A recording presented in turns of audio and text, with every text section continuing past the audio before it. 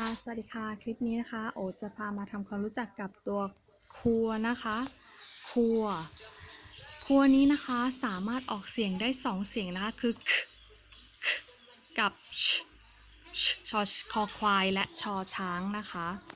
ทีนี้หลักเกณฑ์มียังไงล่ะเราจะรู้ได้ยังไงว่าจะออกเสียงคอควายหรือว่าชอช้างกันแน่ทีนี้นะคะกฎมันก็ง่ายๆเลยก็จะมีคำว่าคัวเฟอร์เรหัวเดวคอเลก็คือถ้ามีตัวคัวนะคะอยู่ข้างหน้า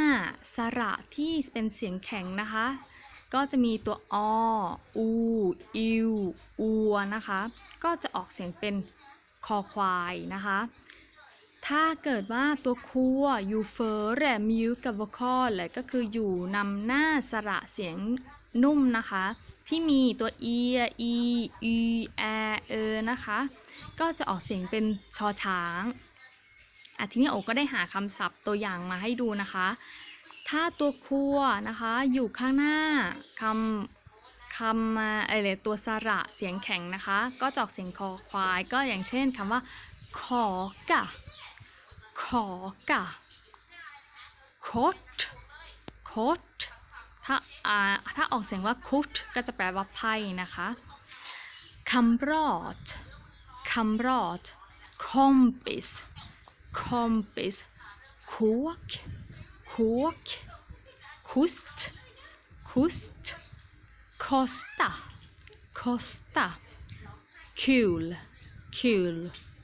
คัสตาควลนะคะก็จะอยู่แถบซ้ายมือที่ออกเสียงเป็นคอควายทีนี้เรามาดูแถบฝั่งขวามือนะคะที่อยู่นำหน้าสระเสียงนุ่มนะคะสระอีแอนะคะจะออกเป็นชอช้างเช่นคำว่าเชียล่ะเชดยานะคะเชสระชีนาkiosk,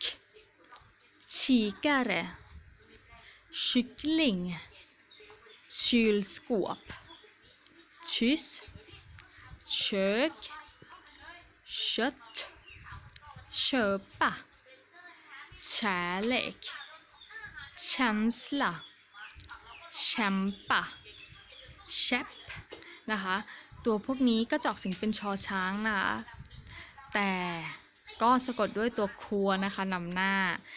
คลิปนี้หวังว่าจะมีประโยชน์กับผู้ที่เพิ่งจะเริ่มเรียนภาษาใหม่นะคะจะได้รู้ว่าเวลามีคำตัวเนี้ยอยู่นำหน้าหัวดับเบิลคอเลยหรือว่านำหน้ามิวกับคอเลยออกเสียงก็จะต่างกันนะคะ